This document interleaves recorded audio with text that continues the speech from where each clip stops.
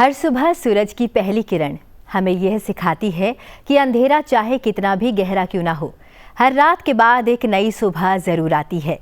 जिंदगी में चाहे कितनी भी मुश्किलें आए, उम्मीद का सूरज हमेशा चमकता रहे।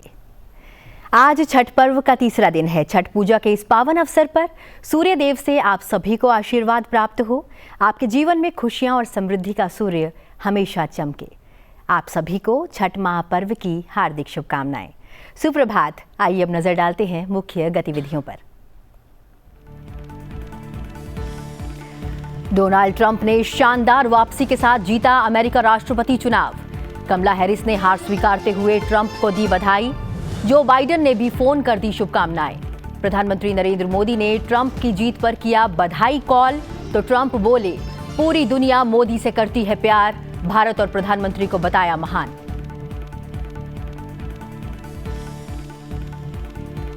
उपराष्ट्रपति जगदीप धनखड़ ने धर्मांतरण के संस्थागत प्रयासों पर जताई गहरी चिंता। धर्मांतरण को बताया समाज की एकता और संस्कृति के लिए गंभीर खतरा। देश में जागरूकता और एकजुटता बढ़ाने पर दिया विशेष जोर।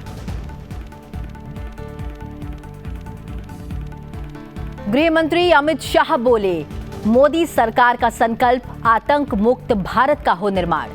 दिल्ली में आज से आतंकवाद विरोधी सम्मेलन। एनआईए के एंटी टेरर कॉन्फ्रेंस 2024 के उद्घाटन सत्र को गृह मंत्री करेंगे संबोधित। आतंकवाद के खिलाफ साझा रणनीतियों पर होगी चर्चा। सरकार ने फाइनेंशियल ईयर 2025 में एफसीआई में 10,700 करोड़ रुपए के निवेश को दी मंजूरी। उच्च शिक्षा के लिए छात्रों को बिना गारंटी, बिना संपत्ति के लोन लेने हेतु पीएम विद्या लक्ष्मी योजना भी की स्वीकृत।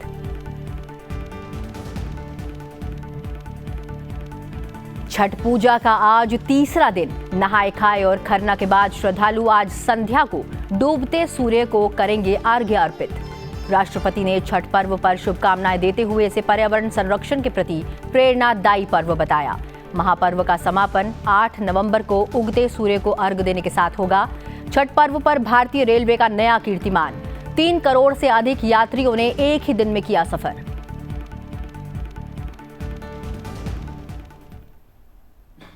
अमेरिका में राष्ट्रपति चुनाव में रिपब्लिकन पार्टी के उम्मीदवार डोनाल्ड ट्रंप जीत गए हैं। उन्होंने कमला हैरिस को हराते हुए राष्ट्रपति चुनाव को जीत लिया है। इस जीत के साथ ही वे अमेरिका के 47वें राष्ट्रपति होंगे।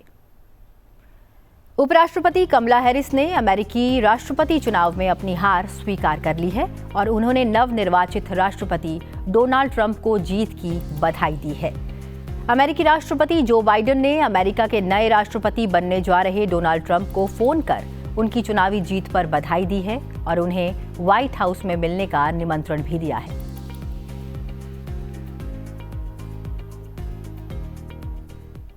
अमेरिका राष्ट्रपति चुनाव में डोनाल्ड ट्रंप की इस ऐतिहासिक जीत के बाद भारत के प्रधानमंत्री नरेंद्र मोदी और अन्य वैश्विक नेताओं ने ट्रंप को बधाई दी है। प्रधानमंत्री नरेंद्र मोदी ने अमेरिकी चुनावों में शानदार जीत के बाद अमेरिकी राष्ट्रपति डोनाल्ड ट्रंप से फोन पर बातचीत की, उन्हें सफलता के लिए बधाई दी तथा द्विपक्षीय संबंधों को मजबूत करने की अपनी प्रतिबद्धता की भी पुष्टि की है। प्रधानमंत्री नरेंद्र मोदी ने प्रौद्योगिकी, रक्षा, ऊर्जा, अंतरिक्ष और कई अन्य क्षेत्रों में भारत अमेरिका संबंधों को और मजबूत करने के लिए एक बार फिर मिलकर काम करने की उम्मीद जताई है। राष्ट्रपति ट्रंप ने मोदी की प्रशंसा करते हुए कहा कि पूरी दुनिया उनसे प्यार करती है और भारत को एक शानदार देश कहा, जिसका नेतृत्व एक शानदार व्यक्ति कर रहा है।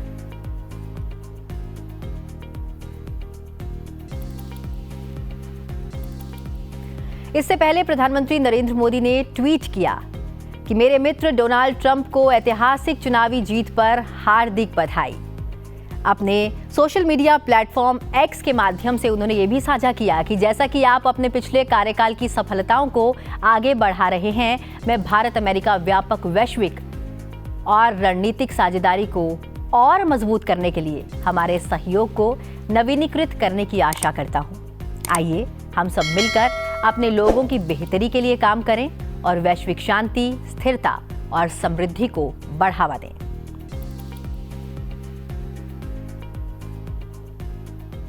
राष्ट्रपति द्रौपदी मुर्मू आज 1 दिवसीय गोवा के दौरे पर रहेंगी। अपनी इस एक दिवसीय गोवा यात्रा के दौरान राष्ट्रपति वहां डे एट सी कार्यक्रम में भाग लेंगी। इस कार्यक्रम में भारतीय नौसेना के लड़ाकू विमानों की परिचालन क्षमताओं का प्रदर्शन किया जाएगा, जिसमें आईएनएस विक्रांत से उड़ान संचालन की झलक भी शामिल है। कार्यक्रम का सीधा प्रसारण आप सनसेट टीवी पर देख सकते हैं।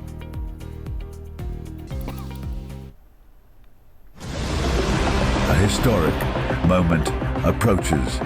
India's sea power meets their supreme commander. Honorable President of India joins the Indian Navy at sea aboard its pride, INS Vikrant.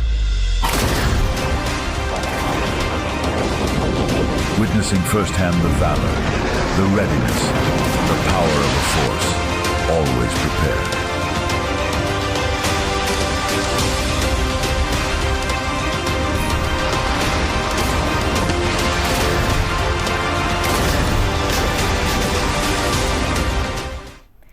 और ये थी भारत की समुद्री ताकत की एक झलक। बढ़ते हैं अगली खबर की ओर। उपराष्ट्रपति जगदीप धनखड़ ने कहा है कि राज्यों की गति और प्रगति का देश की तरक्की के साथ सीधा संबंध है। राज्य की उन्नति का मतलब देश की उन्नति है। दोनों एक दूसरे के पूरक हैं। वे रायपुर में छत्तीसगढ़ राज्य महोत्सव के समापन समारोह को संबोधित कर रहे थे। अपने संबोधन में उपराष्ट्रपति ने कहा कि वर्ष 2000 में छत्तीसगढ़ को एक विशिष्ट पहचान मिली।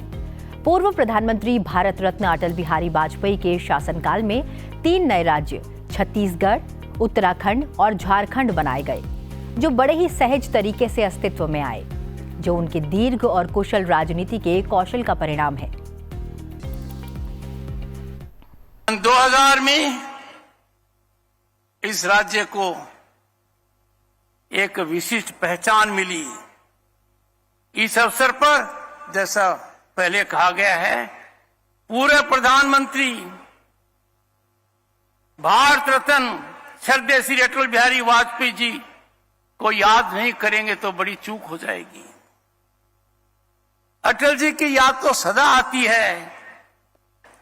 देश हित और राष्ट्र हित पर अटल जी सदैव अटल रहते थे और मानवीय भावनाओं पर बेहद मुलायम।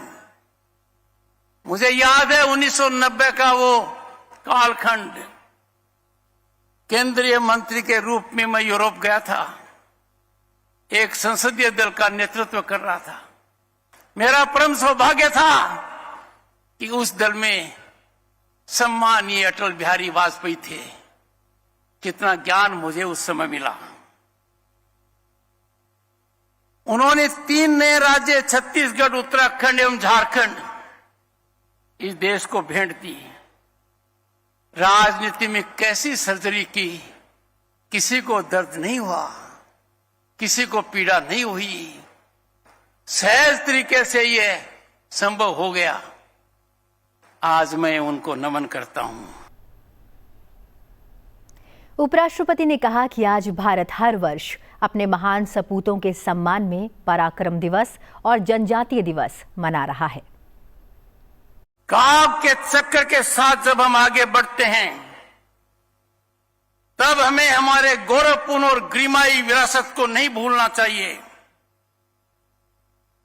ये मौका है, ये अवसर है हमारे जननायकों एवं महापुरुषों को याद करना, उनका चिरंतन करना, उनका स्मरण करना।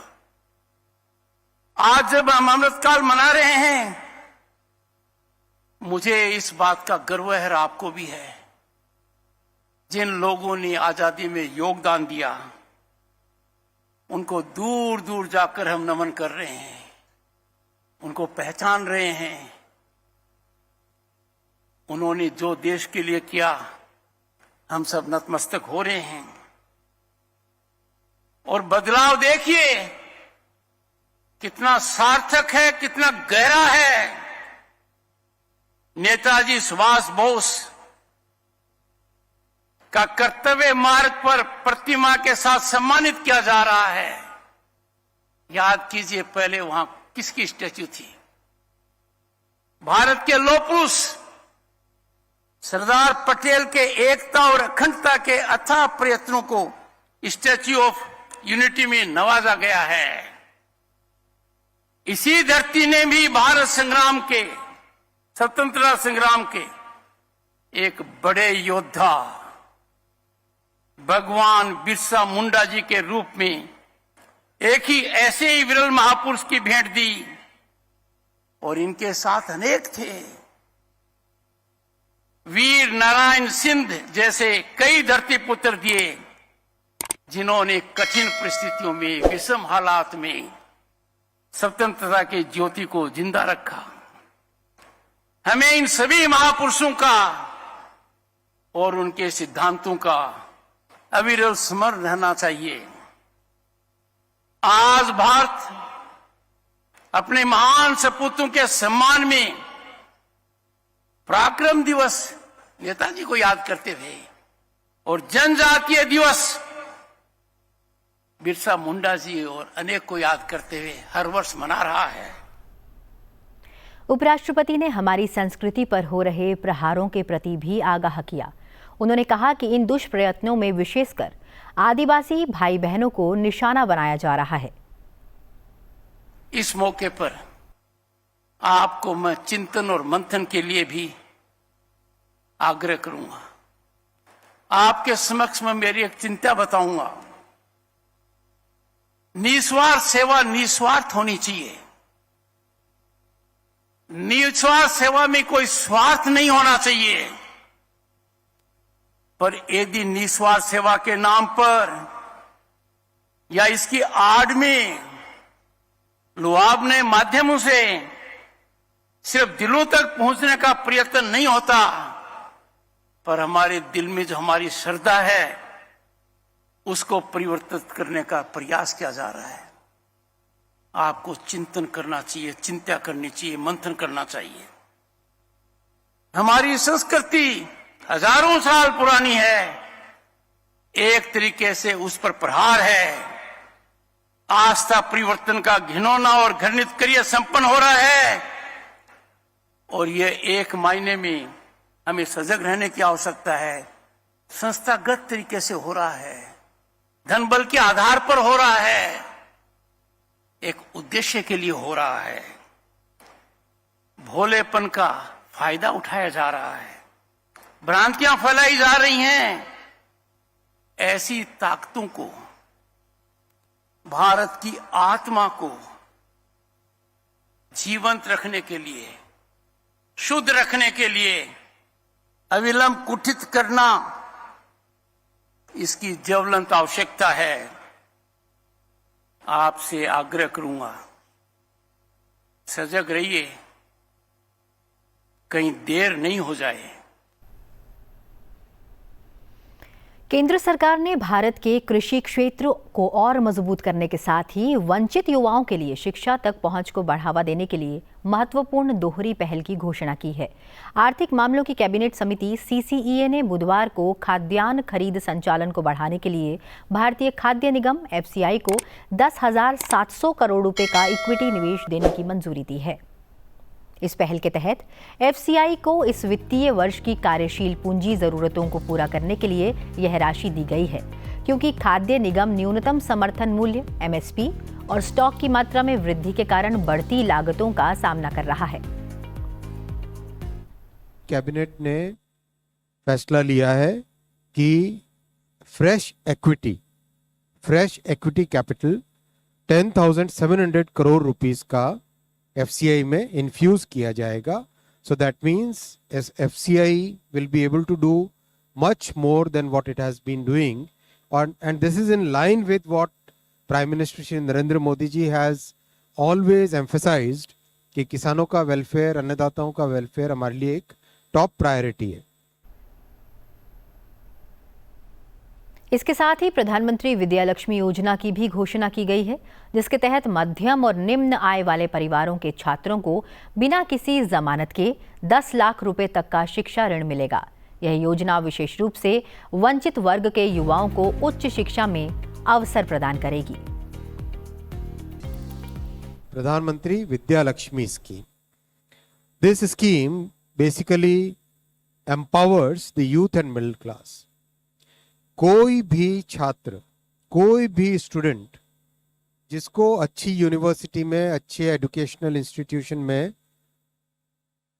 एडमिशन मिला हो, वो वंचित न रहे just because of financial constraints.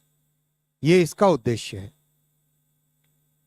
हर एक छात्र, एवरी स्टूडेंट जिसको फाइनेंशियल असिस्टेंस की ज़रूरत है, अगर उसको फाइनेंशियल असिस्टेंस की ज़रूरत है और अच्छे यूनिवर्सिटी में या अच्छे किसी एजुकेशनल इंस्टीट्यूशन में उसका एडमिशन हुआ है, तो वो वंचित न रहे। इस उद्देश्य के साथ उसे गारंटी रहे कि उसको फाइनेंसिस के कारण पढ़ाई में बाधा नहीं आएगी। 10 लाख तक के लोन के लिए कोई कोलैटरल रिक्वायर नहीं रहेगा, कोई गारंटर नहीं चाहिएगा। गारंटर में किस तरह की प्रैक्टिकल प्रॉब्लम आती थी वो हम सब जानते हैं। अगर लोन के लिए गारंटर चाहिए, पहली बात तो कोलैटरल में हमेशा दिक्कत आती थी। गारंटर में क्या दिक्कत आती थी कि गारंटर का भी हमें क्रेडिट स्कोर चाहिए होता था, और गारंटर भी अपनी खुद की बैलेंस शीट को इसमें गारंटर रखता था। And that was always a hassle, very big hassle for families who are either in the middle class और लो इनकम ग्रुप्स। तो इसलिए ये बहुत इंपॉर्टेंट इसमें जो फैक्टर है, आप 5th बुलेट को देखोगे, entire loan will be collateral free and guarantor free. प्रधानमंत्री नरेंद्र मोदी के नेतृत्व में भारत सरकार द्वारा आतंकवाद के खिलाफ जीरो टॉलरेंस की नीति अपनाई गई है। सरकार आतंकवाद की बुराई को जड़ से उखाड़ फेंकने के लिए प्रतिबद्ध है। इसके तहत एनआईए द्वारा आतंकवाद निरोधी सम्मेलन 2024 का आयोजन आज से नई दिल्ली में किया जा रहा है। केंद्रीय गृह मंत्री और केंद्रीय सहकारिता मंत्री अमित शाह इस 2 दिवसीय सम्मेलन के उद्घाटन सत्र को संबोधित करेंगे। इस वर्ष वार्षिक सम्मेलन में राष्ट्रीय सुरक्षा को प्रभावित करने वाले मुद्दों और आतंकवाद से उत्पन्न खतरों पर विचार विमर्श होगा। 2 दिवसीय सम्मेलन के दौरान आतंकवाद निरोधी जांच में अभियोजन और बदल रहे कानूनी ढांचे पर भी चर्चा होगी। अनुभवों और बेस्ट प्रैक्टिसेस को साझा किया जाएगा। उभरती प्रौद्योगिकियों से संबंधित चुनौतियों और अवसरों से जुड़े मुद्दों पर भी इस सम्मेलन के दौरान चर्चा होगी। इसके साथ ही इस सम्मेलन में अंतर्राष्ट्रीय कानूनी सहयोग और देश भर में विभिन्न आतंकवाद निरोधी गतिविधियों पर भी चर्चा होगी। सम्मेलन में आतंकी पारिस्थितिकी तंत्र को खत्म करने की रणनीतियों सहित विभिन्न महत्वपूर्ण मामलों में भी विचार विमर्श होगा। सम्मेलन का मुख्य focus whole of the government approach के साथ आतंकवाद के खतरे के खिलाफ समन्वित कार्रवाई के लिए चैनल स्थापित कर विभिन्न हितधारकों के बीच तालमेल विकसित करना है।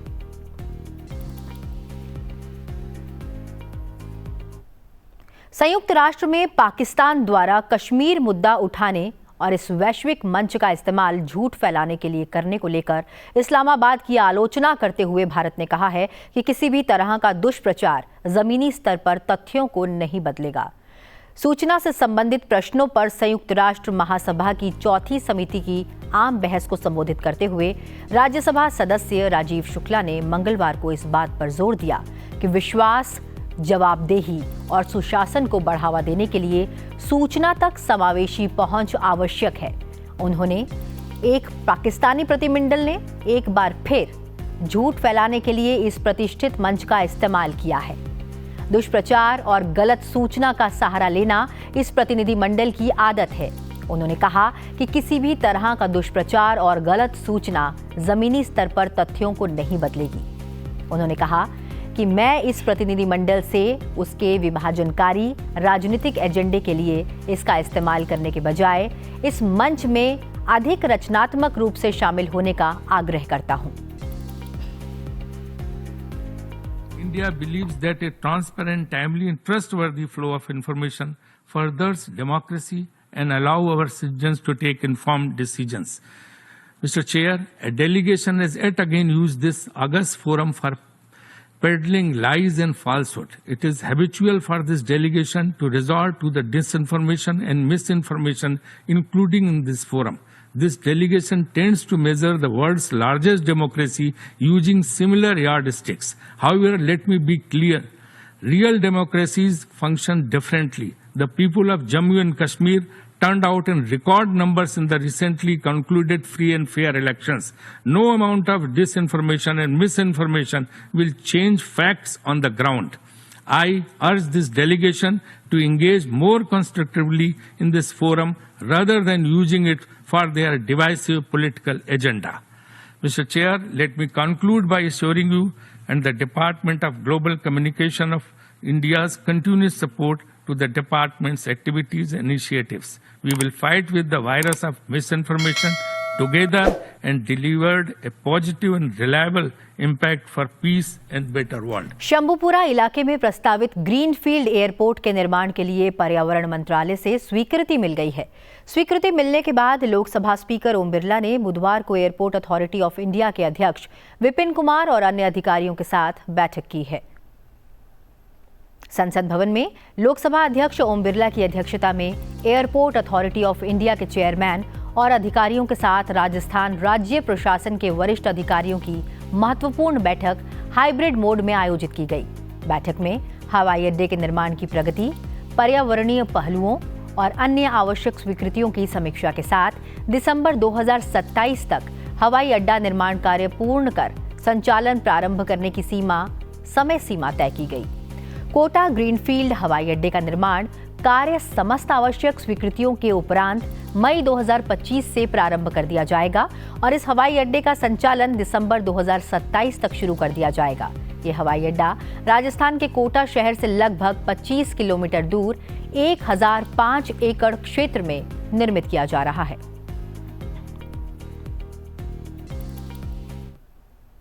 भारतीय रेलवे ने त्योहार के मौसम में बड़ा रिकॉर्ड बनाया है। 4 नवंबर को करीब 3 करोड़ से ज्यादा यात्रियों ने रेल से यात्रा की। इस दौरान 19.43 लाख लोगों ने आरक्षित श्रेणी में, जबकि 1,01,29,000 लोगों ने अनारक्षित श्रेणी में यात्रा की। वहीं 1,80 लाख लोगों ने सब अर्बन रेलवे में यात्रा की।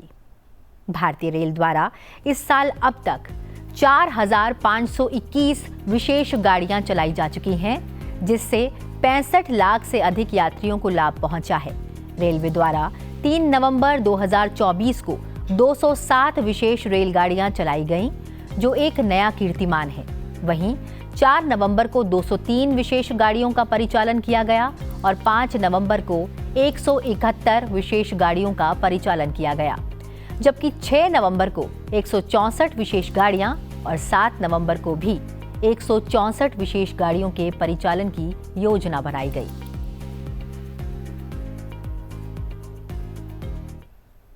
आस्था और विश्वास के महापर्व छठ पूजा की शुरुआत हो गई है और आज छठ पर्व का तीसरा दिन है। छठ महापर्व के दूसरे दिन खरना पूजा के साथ ही व्रतियों का 36 घंटे का निर्जल व्रत शुरू हो गया। बुधवार को पूरे दिन उपवास के बाद व्रतियों ने संध्या काल में खरना अनुष्ठान किया। इस अवसर पर व्रतियों ने भगवान सूर्य की पूजा अर्चना करते हुए सभी के कल्याण की कामना की और प्रसाद ग्रहण किया। खरना में गुड़ और चावल से बनी खीर को भगवान को भोग के स्वरूप में चढ़ाया गया और फिर प्रसाद का वितरण किया गया। प्रसाद पूरी पवित्रता और शुद्धता के साथ तैयार किया गया था, क्योंकि इस पर्व में शुद्धता का विशेष महत्व होता है। आज पूरे दिन निर्जला व्रत रखा जाएगा और शुक्रवार को उगते सूरज को अर्घ्य देने के साथ ही पूजन समाप्त होगा।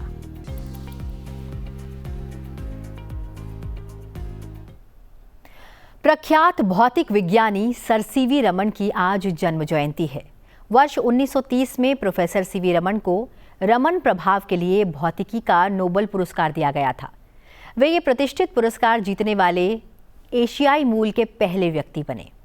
एक नज़र डालते हैं उनकी यात्रा पर और योगदान पर, जो विज्ञान के प्रति उत्साही लोगों को प्रेरित करना जारी रखता है।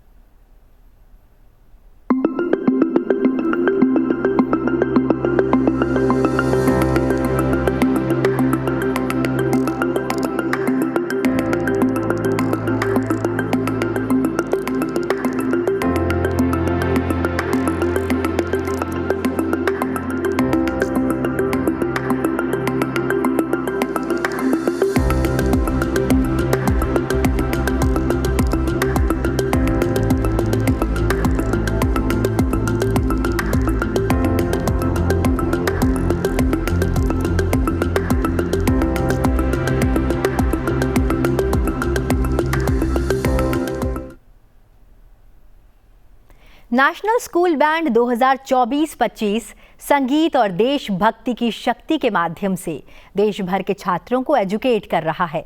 24-25 जनवरी 2025 को नई दिल्ली में आयोजित होने वाले ग्रैंड फिनाले में 16 शीर्ष टीमें आमने सामने होंगी। चलते चलते आपको दिखाते हैं इस होने वाले आयोजन की कुछ झलकियां। फिलहाल मुझे दीजिए इजाजत और आप देखते रहिए सनसेट टीवी। नमस्कार।